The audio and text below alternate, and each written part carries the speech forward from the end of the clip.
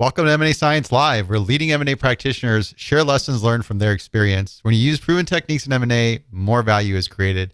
If you're interested in keeping up with the latest from M&A Science, visit mascience.com and subscribe to our newsletter. Again, that's mascience.com. I'm your host, Kisan Patel, CEO and founder of M&A Science. Joining me today is Mladen Kresic, CEO at K&R Negotiations, LLC. Mladen is a professional negotiator specializing in business transactions and has assisted C-level executives and companies with practical sales and negotiation strategies around the world.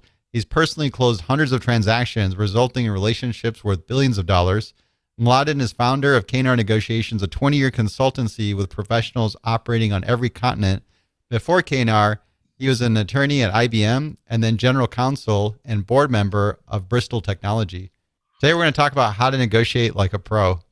How are you today, Mladen? That's a good setup. So how to negotiate like a pro, that's a broad category. You know, it's funny. And now that you say it, how to negotiate like a pro, I often ask people, especially since I'm dealing with, you know, people in sales, people in procurement, people in M&A, business development, I ask them, are you professional negotiators? And most people don't raise their hand. And I ask them a very simple follow-up question, which is, what do you do every day? Right? What do you do every day of your professional lives? You negotiate with your peers. You discuss things with your customers. So you hopefully don't negotiate too hard internally with your family and all that stuff. I mean, our professional lives are built on negotiating things to some level of outcome. So if we do this every day of our professional lives, shouldn't we all be professionals at it? What led up? What led up for you to get this as your focus, as your career focus? Other than it comes somewhat naturally, I suppose. But having a Croatian and multi-ethnic background, let me put it this way. But one of the first things I was involved in professionally when I graduated law school, I hate to admit, but I am a lawyer by trade, and I had a client who was selling a set of product centers. So they were selling a whole bunch of retail outlets to another industry member at the time, about 70 or 80 of these outlets. So it was an asset sale.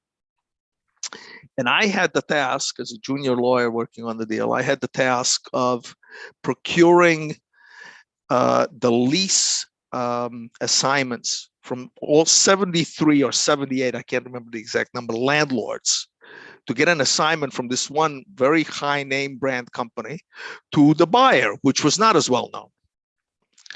So of course, the landlords, none of them really wanted to allow the assignment of the leases. Why would we go from an A-rated company to a sort of questionable B-rated company? So we're 48 hours before the closing is supposed to take place, and I have 1 out of 78 assignments. So this is the days when you didn't have the communications we have today. You had fax machines at best. So I'm panicking. I'm completely panicked. So I pick up the phone and I call every one of these landlords and I leave them all messages because not a single one of them picked up the phone. And I said to them on the phone, and I sent them a follow-up fax, that we are perfectly okay remaining primarily liable on the leases, which we were going to be anyway. But we want you to know that it is rather urgent that you give us these assignments. And it's okay if you don't. Just understand that there will be a boarded up storefront in your premium luxury building on Park Avenue and other places. As of Monday morning, this was Friday, so as of Monday morning, 8 a.m. And that's all I did. And slowly over that weekend, I never went to sleep. Faxes started coming in one after the other. By 7 o'clock in the morning, Monday morning, I had every single one of them. So I learned that sometimes instinct works well in negotiations, and it was suggested to me by some of my superiors at the time, which were these much older people of 40 years old or so, which today, of course, seems like a junior person. They suggested that I do some other things involving negotiations from then on. So I got roped into a lot of negotiation scenarios that were challenging and so on. That's a great story. I learned negotiations from an uncle. It took me to garage sales and did it that way to barter for video games. Fantastic. Yeah. Why Those are. Go ahead, Kisan. why is it important to learn how to negotiate? Well, I think we already mentioned it to some extent. It's something that we do every day, and a lot of people are intimidated by it because they think of hardcore negotiations, sort of adversarial negotiations. But actually, negotiations are not an adversarial process. If you think about it from the standpoint that what is a negotiation, right? Negotiation is really a interaction between or among people, because sometimes there's multiple parties, to reach an outcome. And if you think of it that way, especially in business, it's something we all ought to do and ought to do willingly. Does that mean that there are no adversarial moments? Of course not. And by the way, not everybody's comfortable with the adversarial aspects of negotiations. If that's the case, learn about negotiations, learn about what needs to happen, and then get somebody else to help you in sifting through the adversarial moments and breaking down things to their logical components, especially if things are more complicated than they should be. So it's definitely an important skill, and like we talked about from the beginning, it's just something that you sort of encounter daily, and it's important to understand the dynamics of it. Yeah, no question. And it begins with simple things, so like understanding that negotiations really are something that occurs throughout your interaction with people. It's not something that just occurs when you're talking about, oh, I want to buy this or sell this for this price, right? It occurs in shaping things. It's the give and take. For example, when somebody is building a house, that takes place about the specifications, what materials we should use, and so on. Or if you're, in an M&A deal, is it going to simple things? Is it going to be an asset sale? Is it going to be an equity sale? Right. I mean, and just the discussion of the pros and cons of both, and the risks and rewards associated with different alternatives.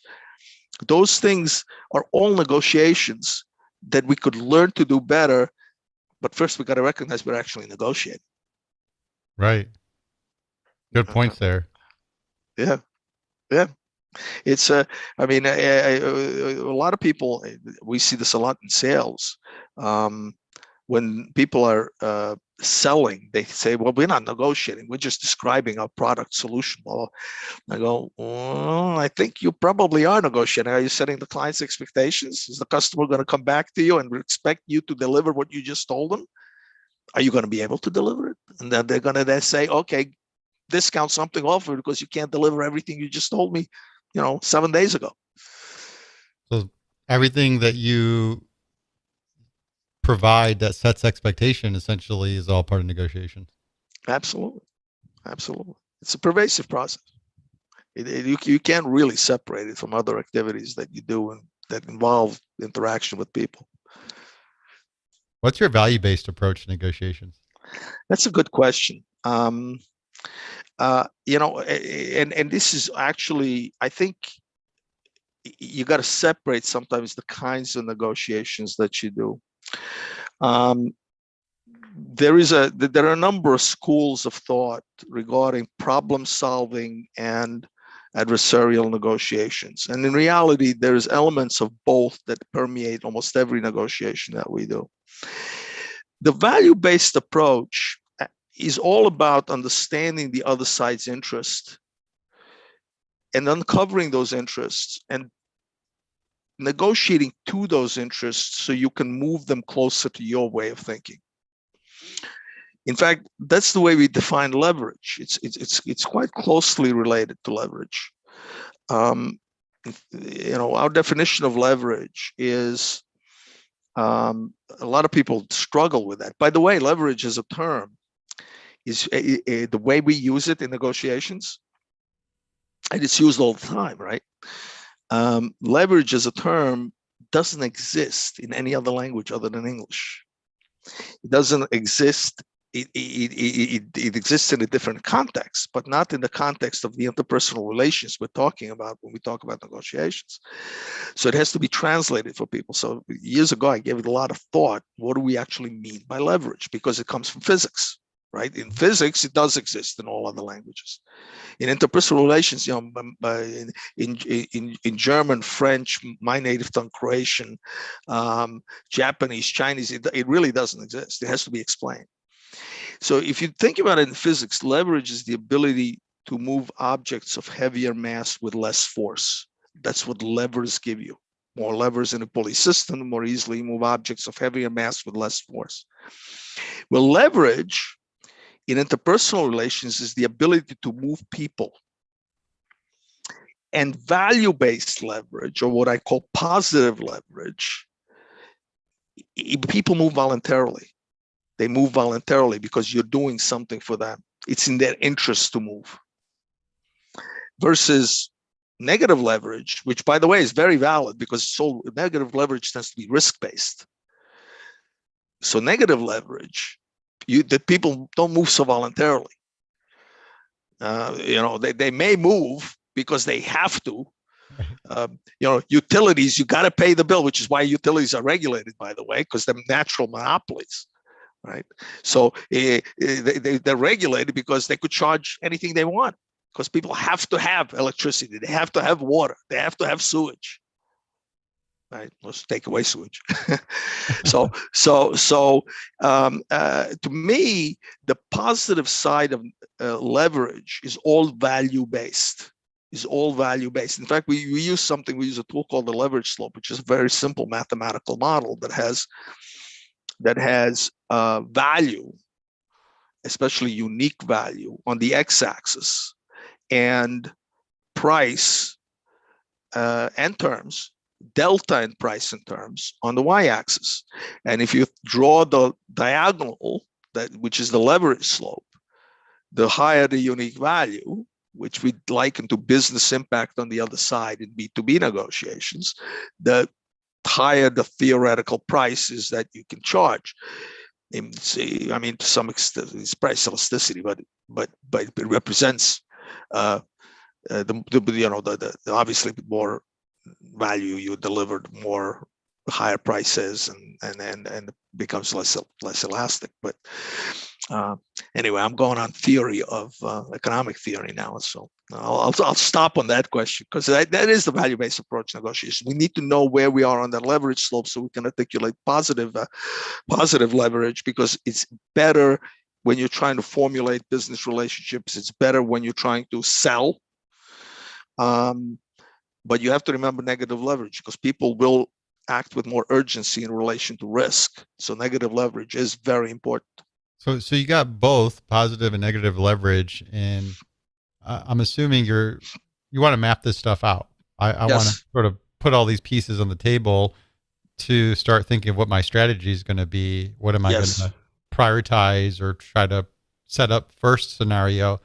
What's the thinking look like when that happens? Is it, hey, do I want to have my cards on my table and come up with multiple scenarios that I got 3-5 scenarios, and then sort of think through which I want to present first? Or what does that look like on the back end strategy side? Yeah, it's a broad question. Let me break it down. First of all, you have to understand the portfolio of leverage that exists on both sides, right? Or all sides, right? Because everybody has some leverage, things that give them leverage. The clients or the customers have leverage, or the buyer has leverage, the seller has leverage. The seller presumably has something the buyer wants. The buyer has leverage because they have money, they have maybe alternatives. So you have to understand those things, and then you have to break down the goals and the interests of the two sides. And I like to do that using something we call the risk-reward matrix. In other words, I like to understand what is the other side worried about in terms of risk if they act, if they don't act with me, what's the risk of not acting, right? And what are the rewards of not acting versus acting? Because that'll give me a good feel for what leverage lies in there and what I need to, or what I need to do in order to get them to act. Presumably, I want them to act. And that will start, in my mind, populating a set of priorities. So, for example, if the reason that, and I'll put it in an M&A context. If I am the seller and I'm considering selling my business, I want to know not only what alternatives I have, because they're going to give me some leverage, but I also want to know and understand what the action, non-action risk rewards look like for the buyer. Action being acting with me, buying my company, right?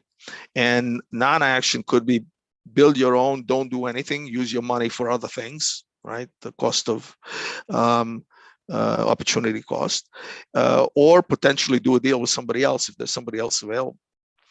So I want to identify the risks of action and non-action in relation to alternatives, build your own, buy me, and I want to understand the rewards. And there's for the person who's the purchaser, there will always be alternative uses of money. So I have to understand something about their business, right? How do you do that though? How do you know all those variables? Do you have to ask questions and do discovery? What do you do? Yeah, absolutely. I mean, this is you have to. A good question actually is you have to be.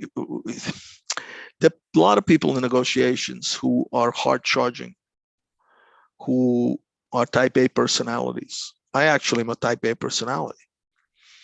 But one thing I've learned over the years is that patience and listening are two skills I really needed to develop in order to develop the portfolio of information to do the kind of analysis we were just talking about, right? To understand the risks and rewards of different alternatives. And it's remarkable to me, and to some extent is, I'm an external to a lot of negotiations. I'm hired in order to help somebody else negotiate a deal. So it's easier because I'm dealing with their children and not my children, right? So this is not to be critical of anybody. I mean, but I think when people are very immersed in their own deals, they lose that ability to sit back. Just sheer pressure, sheer business pressure. Sometimes they don't listen as well as they should. And you always have the opportunity to listen. You always have the opportunity to ask good questions. In fact, when you think about it, even when I interview people for jobs or whatever, right? You're a professional interviewer. Very often in interviews that I do with people, especially young people, I make more of a judgment on what the questions they ask than on the answers they give, because I want to know what they've done their research. I want to know about them. I want to do my own research as well. And by listening to the questions they ask, I can learn a lot about whether or not they're going to be listening and putting things together in a logical, structured manner, right? And the questions you want to ask is going to help you identify some of those levers that you may not even know about. Yeah, in deal making, absolutely. In deal making, there's no such thing as a bad question, by the way. Can you give me some example questions? Good. That is a good question. Look, again, it depends on the context. I'll tell you first the question I absolutely hate, and I hear people in sales in particular ask this question or advocate asking a question, which is tell me what keeps you awake at night, which is to me one of the stupid. I don't know if you've heard it, but Yeah. to me it's one of the stupidest questions, because first of all, it doesn't show that you've done any research. But people get annoyed at that kind of question. Wait, what do you mean? What keeps me awake at night, right? The questions that I like to ask is, first of all, I want to understand the other side's business. There's no substitute for genuine curiosity. I'm always curious about businesses, so I want to know. And I don't care whether this is M&A context, the joint development, the complex transaction involving M&A and outsourcing or whatever. I want to understand their business. So I'm going to do a little bit of research on their business. And then I'm going to look at what their drivers are and what kind of hurdles they have in their industry. And so I'm going to ask some questions around what are the biggest hurdles within those that I've seen on their website and all the research that we do. And that's today, research is so easy on most of this stuff, right? And everything is available for you. So I want to ask them about what is I'm going to identify the context, right, for them, because obviously a lot of information is available, and then ask questions within that context. And then I also want to know what drives them. What are they motivated by, individually, personally? Because personal motivations, and sometimes there's a lot of that information available, especially with high-ranking executives. Those people usually have taken over other people's jobs in some recent future, right, or recent past. Why?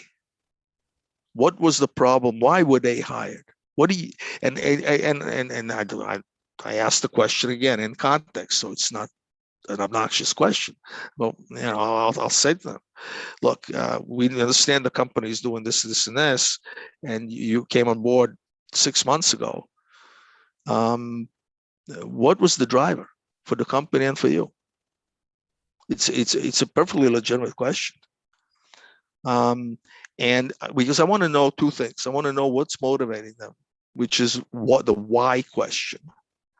I also want to know the what, which is the flip side of the why, which is what are their objectives? How, current state, future state.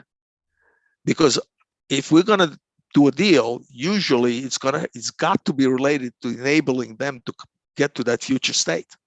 I don't care whether it's again, doesn't matter what kind of deal. If I can't in some way relate my deal to the future state, probably it's not going to happen.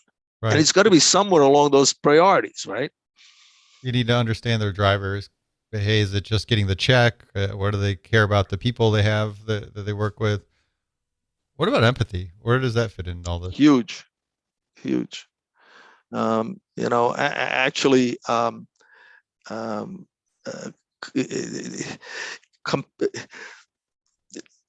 Leadership is not today.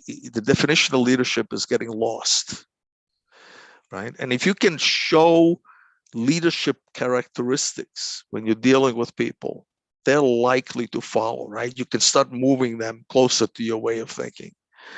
And to me, one of the essential characteristics of leadership, there's two actually, that if you look at, and I would say this way before the last 10 years when, politics have become polarized and all, and there's a lot of tension out there in leadership.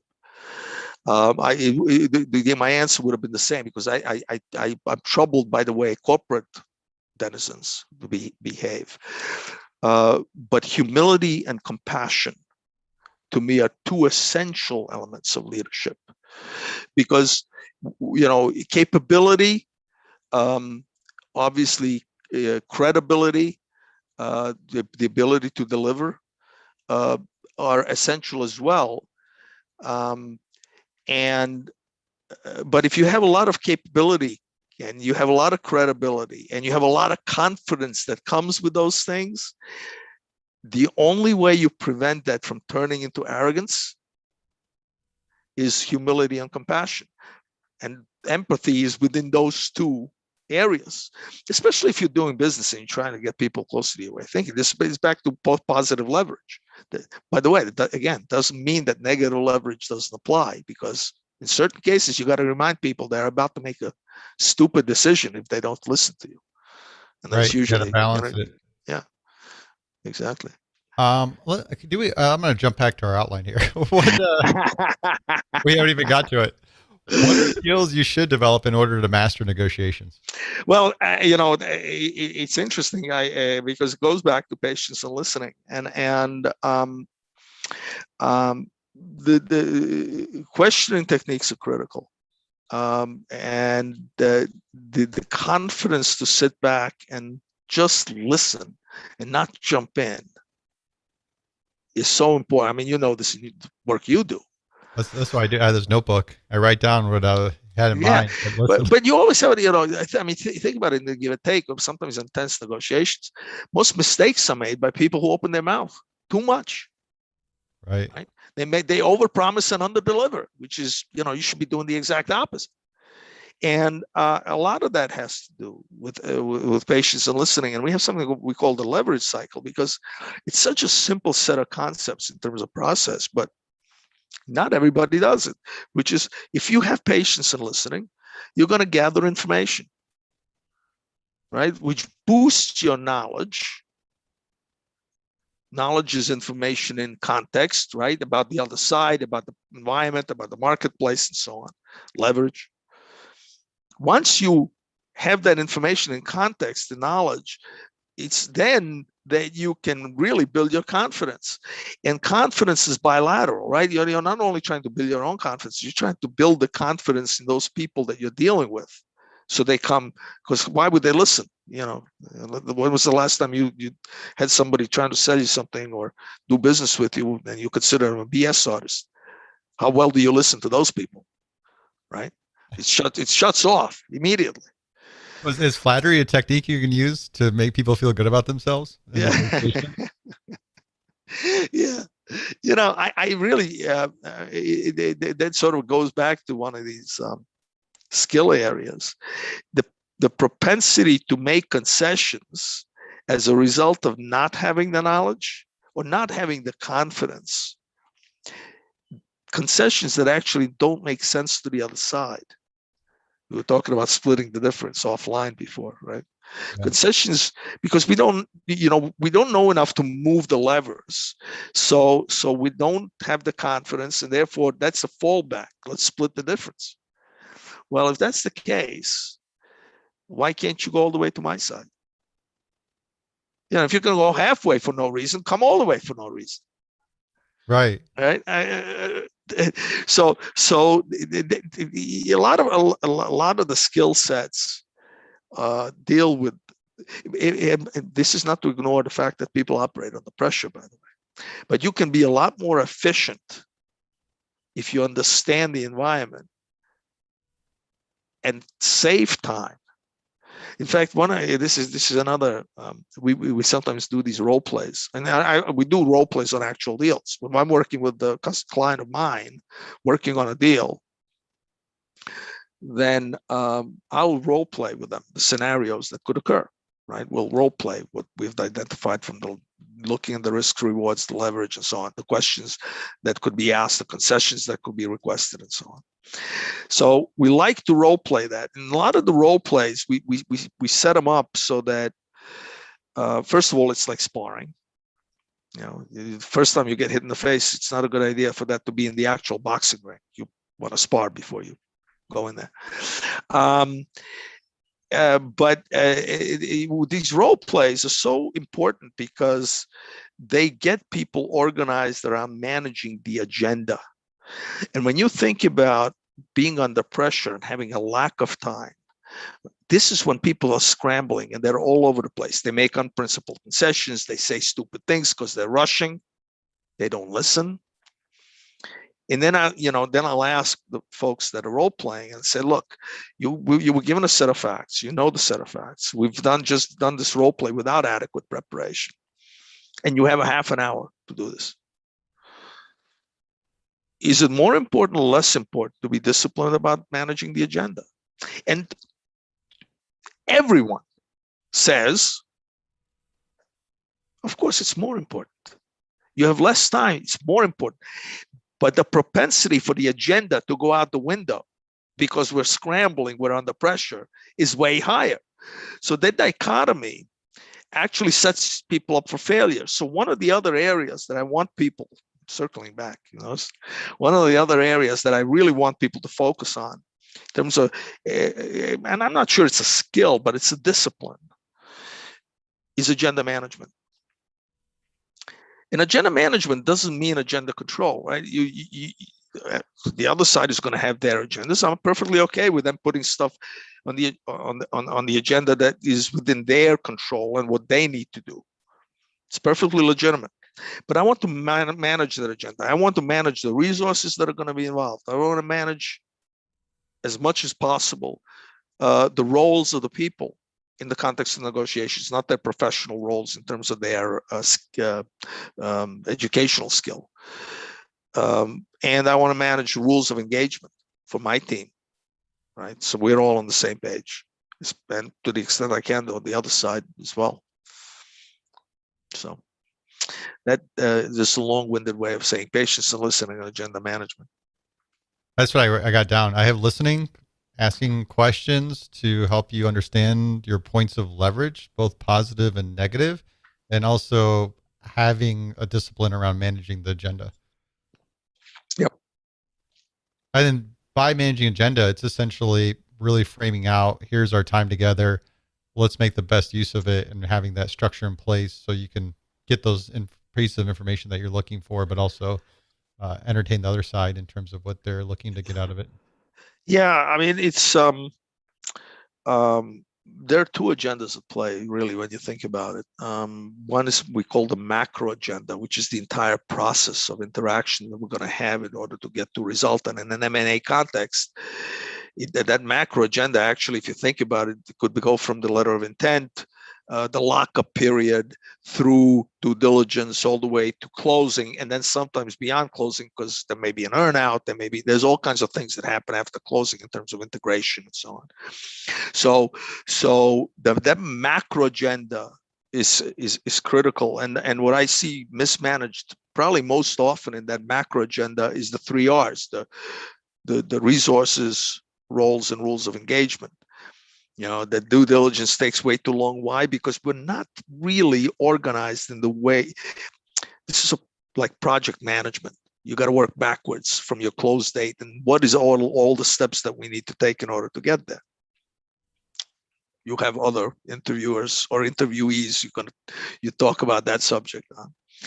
But so that's the macro agenda. The micro agenda is what happens in each interaction you have with the other side.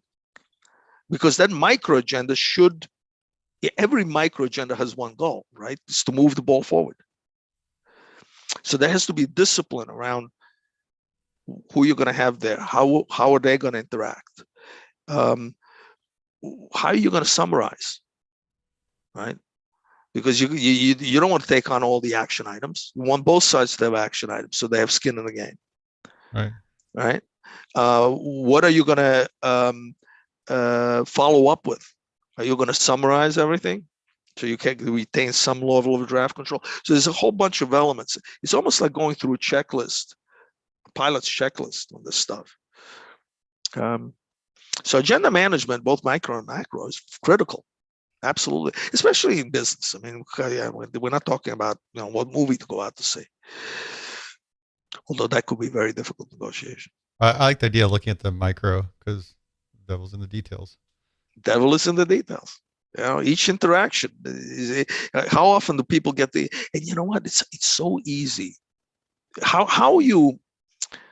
We often say, especially in large services deals, and a lot of deals I work on are large services deals, and they involve elements of M&A because there's a lot of resources that, on outsourcing, especially that get bought, a lot of assets get bought in those transactions. A lot of IP exchanges hands, and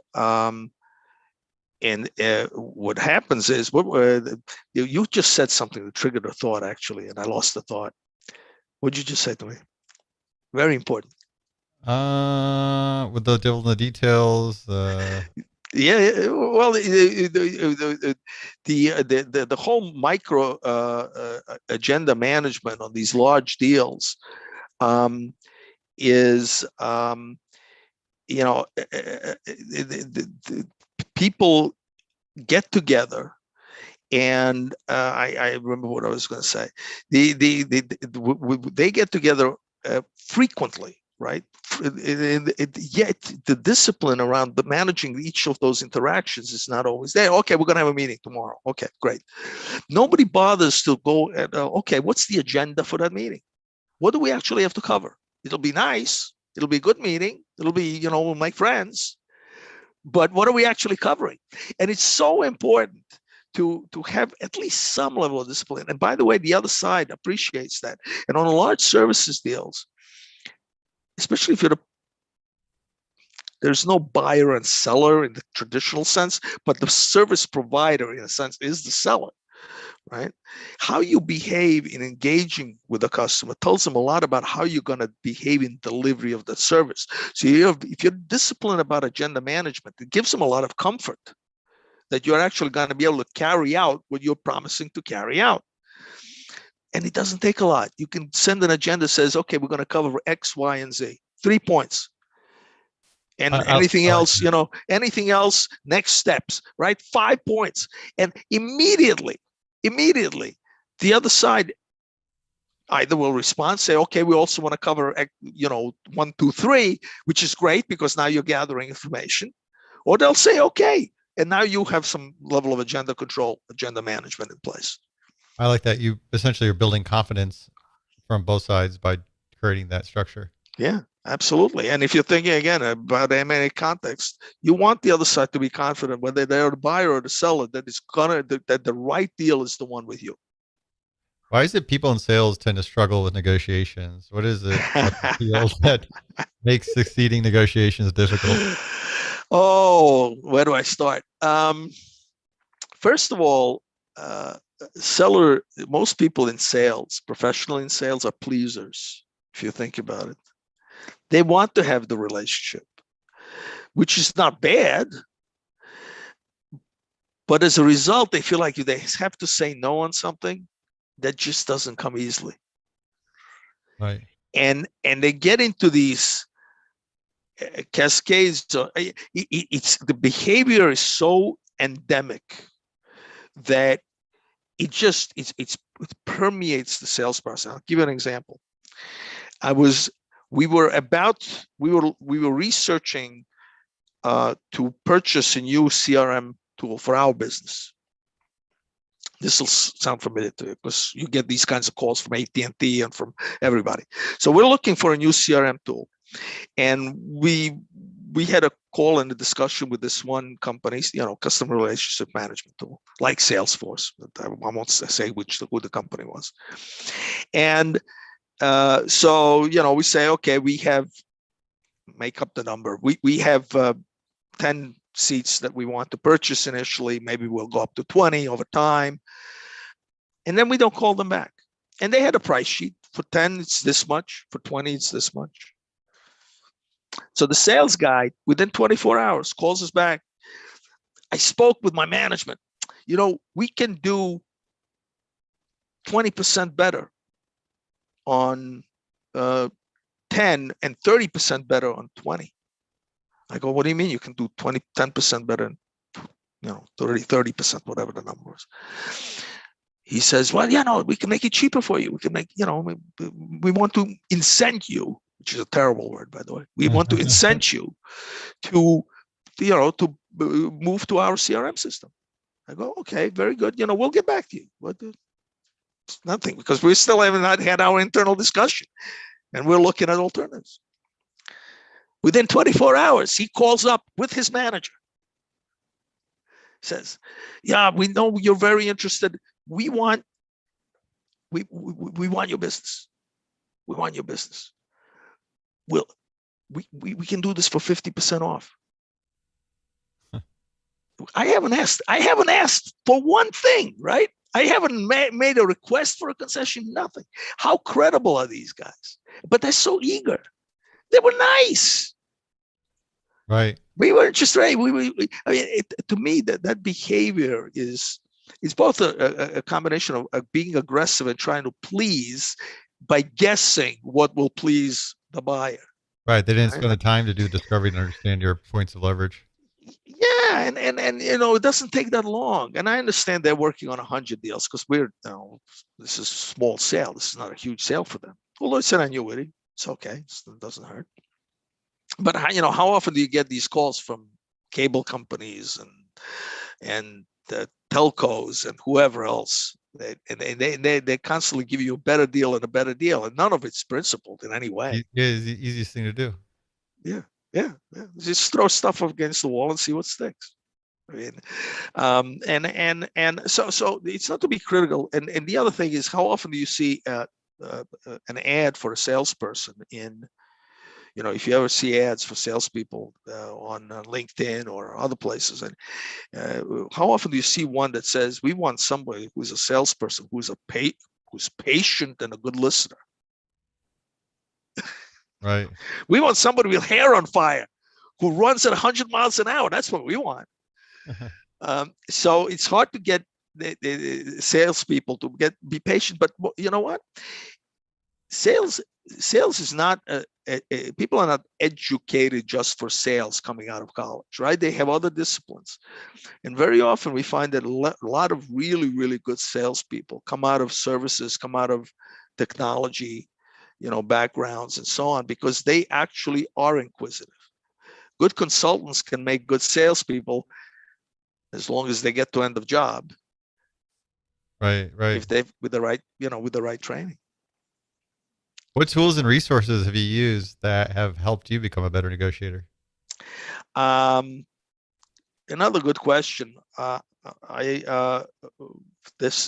mentioned a bunch of tools already. In terms of resources, I am absolutely anal about using everything that's available on the web, because there's so much available, right? And you can find so much information about people that's important, pertinent information in LinkedIn, for example. This, and I don't know why people don't turn to it more. It always amazes me when I'm talking with people and they haven't done the basic research that's so easy to do by looking somebody up, including me on occasion, right? If I'm doing a deal with somebody and they haven't, we go through these laborious introductions, and I always like to say something when somebody else is introducing themselves. I like to say something that will show them that I've done my homework, right? And so in terms of resources, tools, we have a portfolio of simple tools. I use a set of very simple tools. The risk reward analysis, it's a 4 or 6 box quadrant, right? Action, no action, rewards, and risk. It's something I can do in the back of an envelope when I sit down with somebody on the other side, and we can actually map it out. Certainly with my team, I go more in depth and we'll map it up. We'll look at the no action as well as alternatives and so on. So that's one of my favorites, because I that to me tests the validity of a deal very early on. And then as you evolve your portfolio information, you populate it more and more and more, and it becomes a very robust portfolio of information which you can leverage. And then the corollary to that, which is something that I tend to use later in the cycle, is something I call the mid. And all it is a tool for prioritizing issues that are going to come up in negotiations. And a lot of these issues are predictable, right? But you also prioritize those risk and rewards. Some are mandatory. If I don't address this risk, I ain't doing this deal, right? In fact, the things that I want to address are mandatory risk areas. Perception of risk, most people are prone to inertia.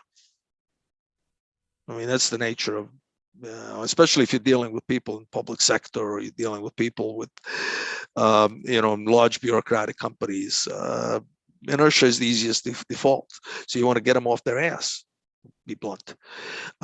So you really do have to understand those risks that are associated with them acting and the risks that are associated with them not acting, because that's the only way you're going to get them to move, right? If there's a risk associated with their status quo.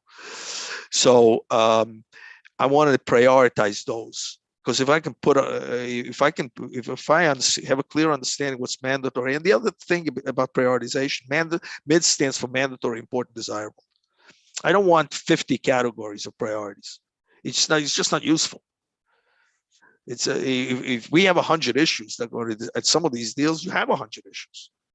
I want to know which ones are the musts, which ones are the important, which are not nice to have, and that gives you a portfolio of trade-offs, right? If I can give something that's desirable to me but it's mandatory to the other side or important, I can get something else in return that's more important to me. That creates positive leverage in many respects, right? So the just the tools around prioritization are so important. And again, a lot of this Q&A. Yeah, I like that. I like that mandatory. Hold on, what was the other one? Important and desirable. Yeah, yeah. And actually, it's funny. I use it at home. My wife and I, it's mixed results in my house, but I said we're going to do this renovation. We've been putting it off years, right? And now finally we had the time to think about it because everybody's home over the past year, and so she wants this and that. My kids who are older now, and with the next generation coming, they have their own opinions, and I said, look, we're all over the place. We're all over the place. Let's sit down.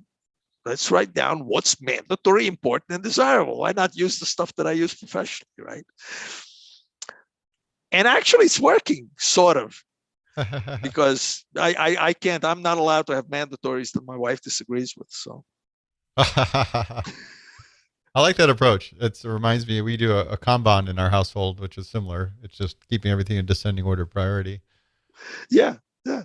So I want That's to the ask, same idea. I want to ask you about the tough negotiation scenarios. You get the person that's just brutally hard to work with. They're very cold, and they're not very communicating much at all, and they're just very standoffish.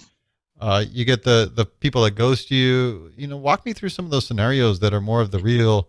Why I want Yeah. to talk to you and have get your help, Mladen.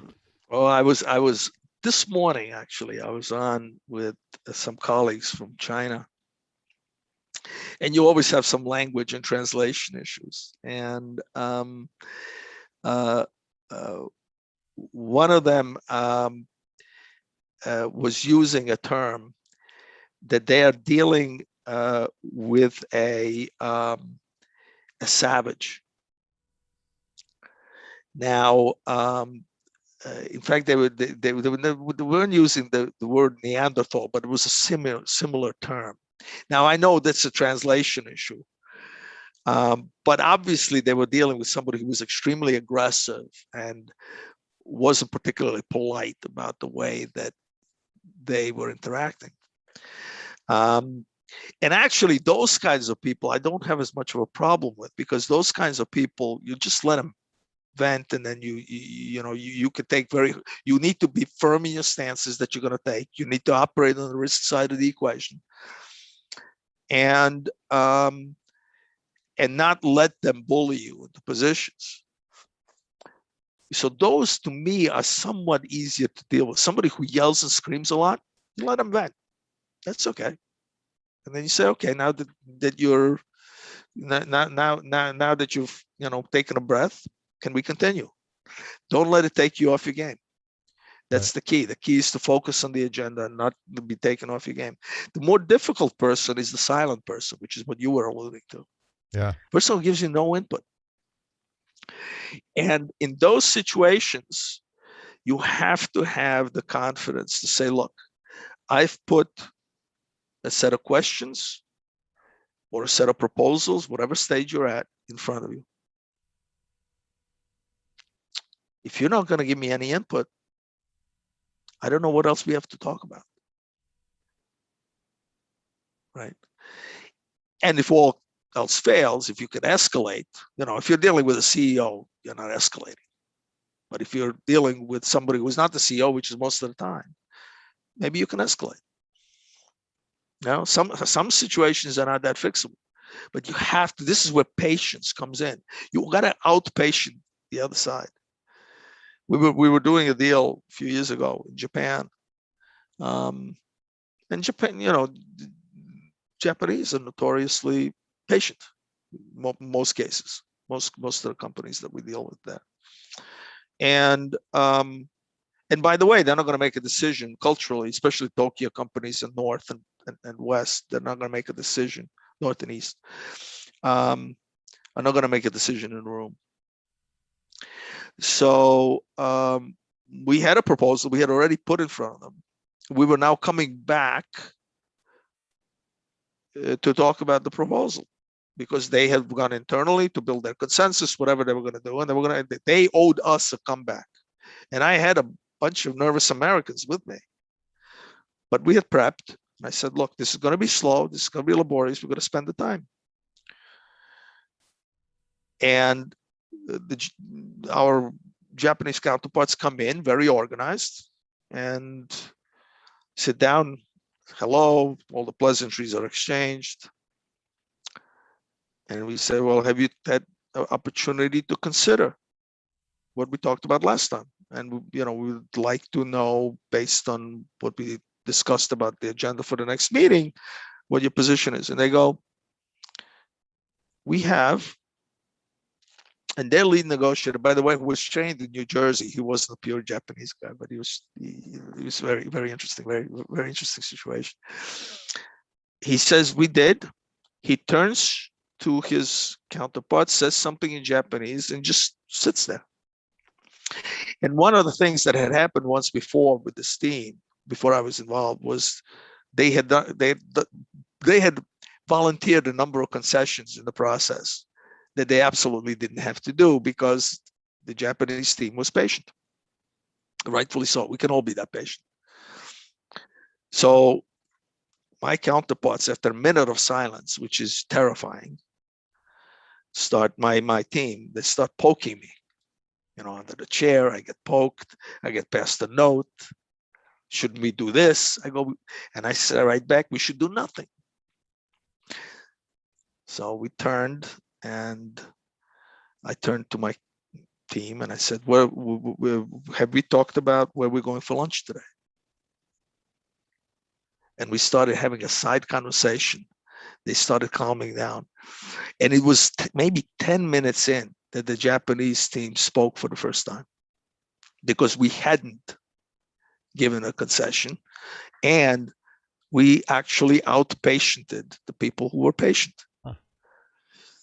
So it was, and I'm not singling. By the way, my negotiations in Japan have always been fantastic. I really enjoy it.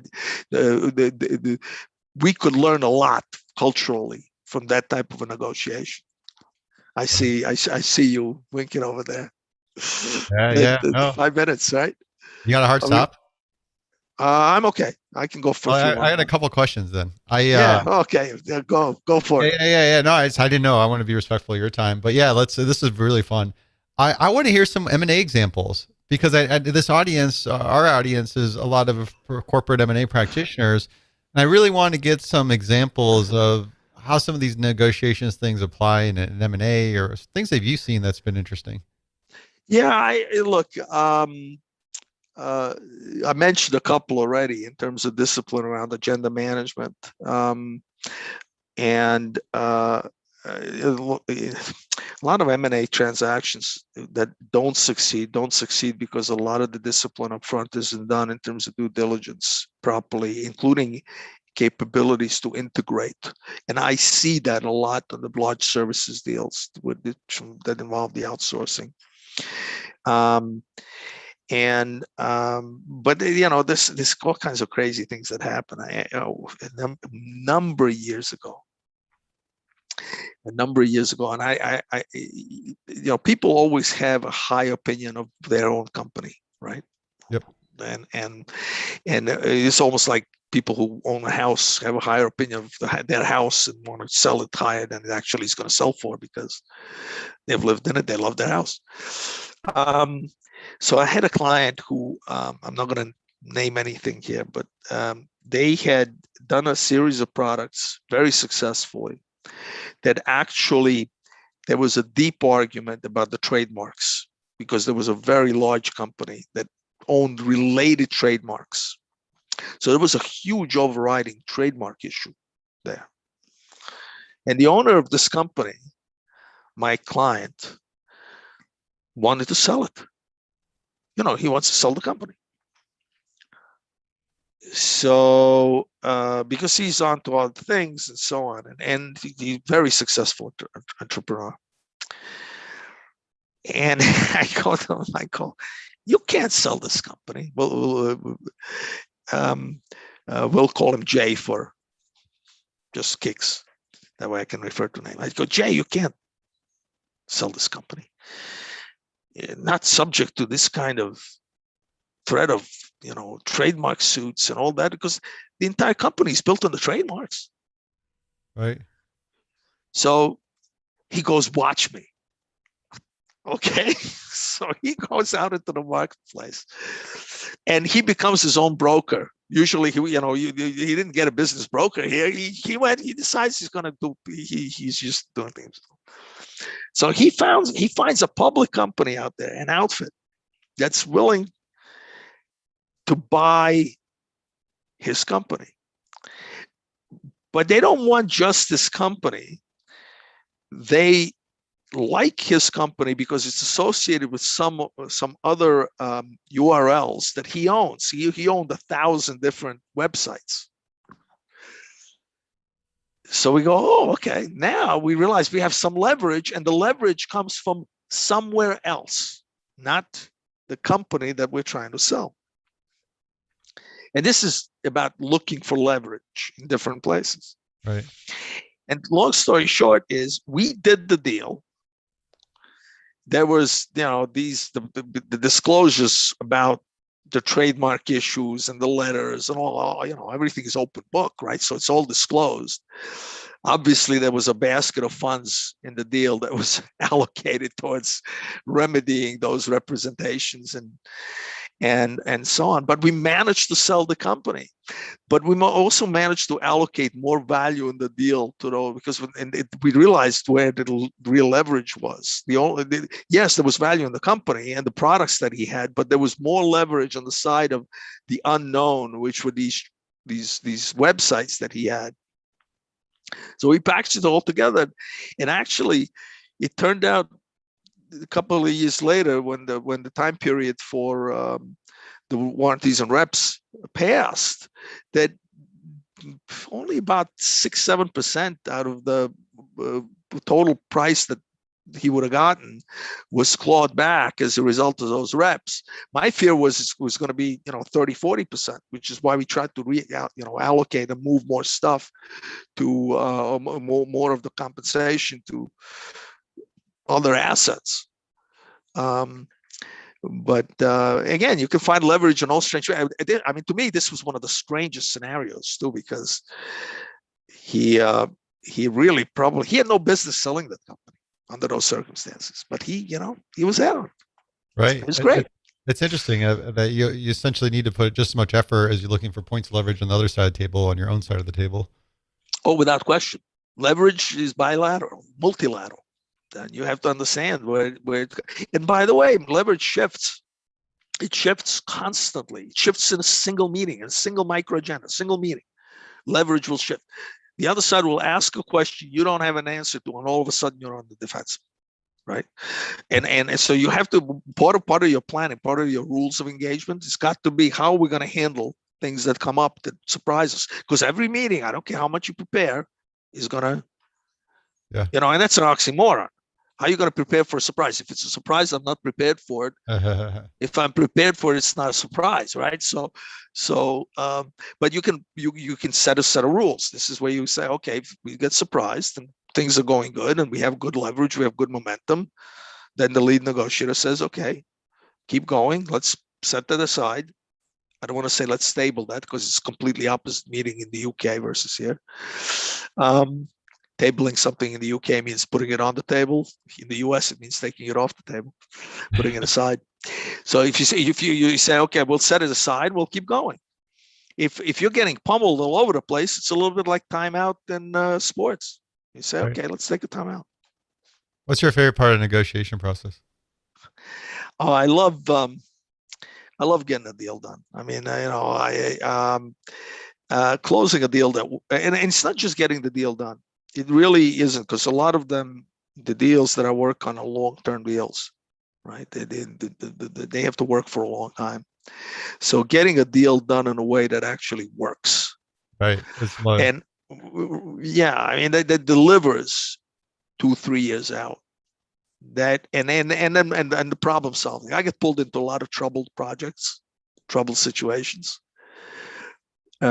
Seeing people's eyes light up when you start resolving that and start turning around the tense and negative situation. Doesn't always work, but that to me is definitely that. That's what keeps me coming back. Least favorite part of the negotiation process. Least favorite. I knew that was coming. Um, I think probably dealing with people that don't know what they're doing.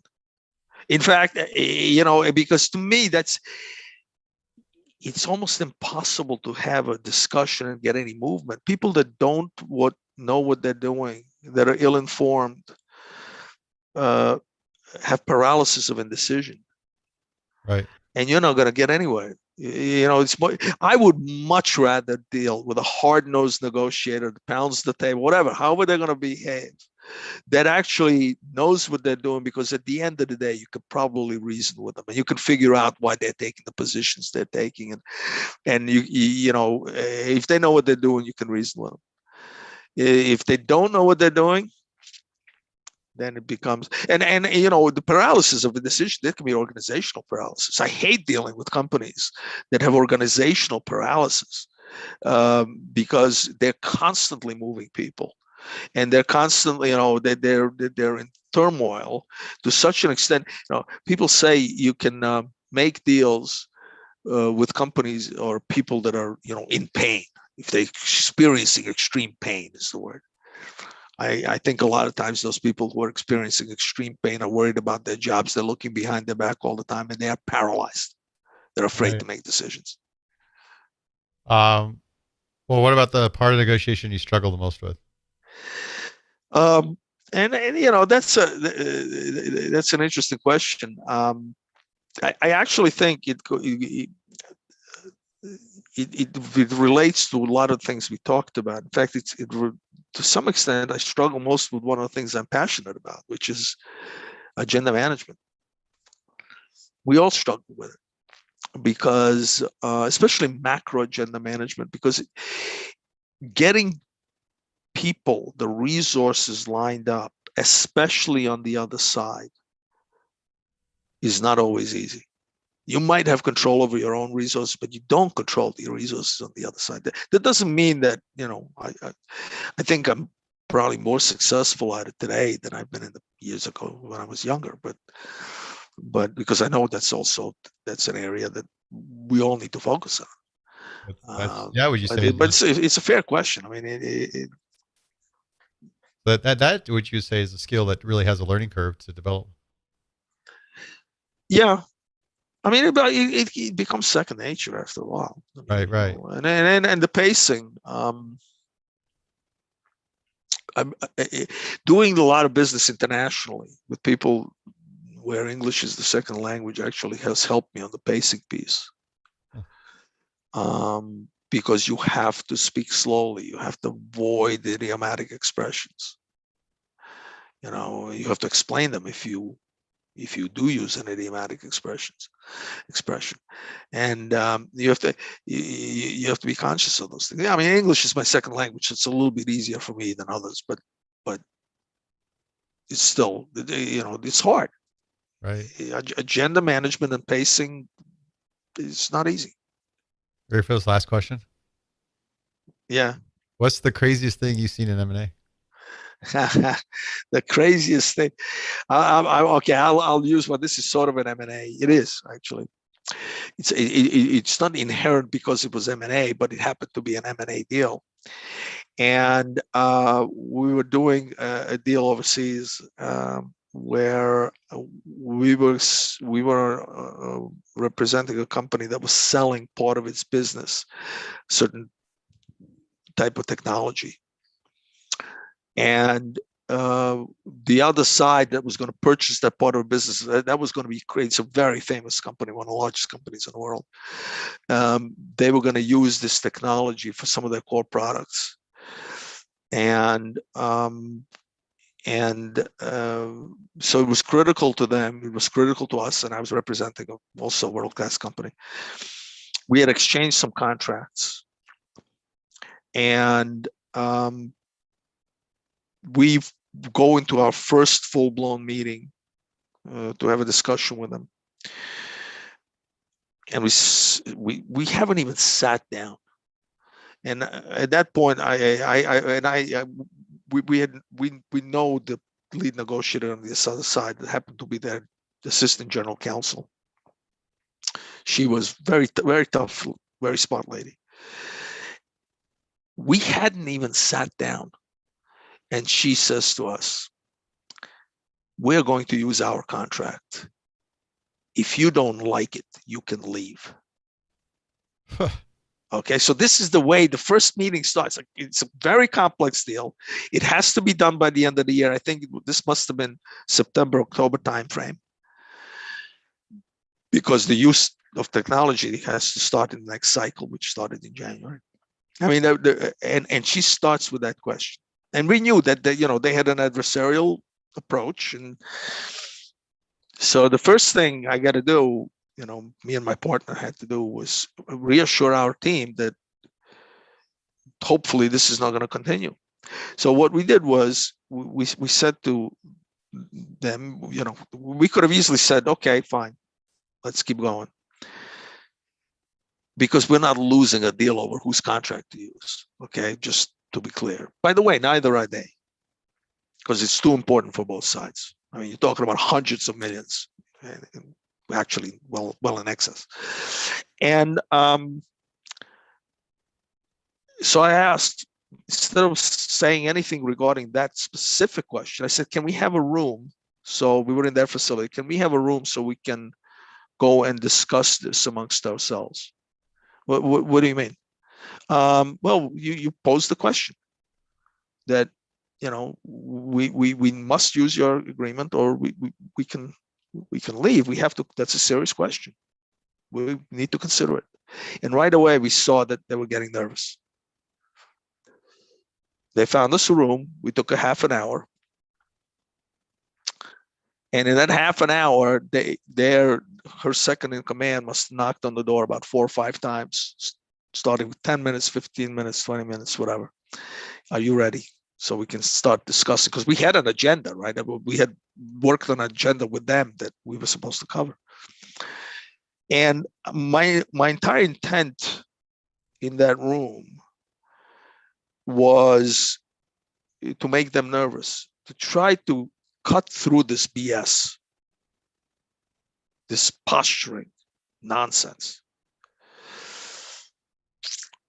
And my team they were nervous initially. I said, "Look, we're not losing the deal over which contract to use." And we came up with a solution, which was a terrible solution. If I ever do it again, I would probably quit. But it worked for the time being, which was to do a hybrid contract, and we would exchange everything on both contracts and so on. Made it a nightmare, but at least we didn't cave on that point. But that was a strange negotiation. I mean, they behaved after we came back. They behaved for the next 24 hours. After that, they went back to the same behavior they had before. Wow. They just want to, but the deal did get done, by the way. Wow. And it was successful. Yeah, it's interesting. In M&A, there's a lot of little antics that come up, and I think egos that drive that. So yeah, really interesting. Enjoyed that story. Thank you so much for the conversation today. I enjoyed it. I learned a lot about negotiations. and hopefully can have more in the future. Sure. Sounds good, Kisan. Pleasure to be on. Hey, thank you very much. And here's to the deal. Take care. Bye-bye. Thanks. Bye.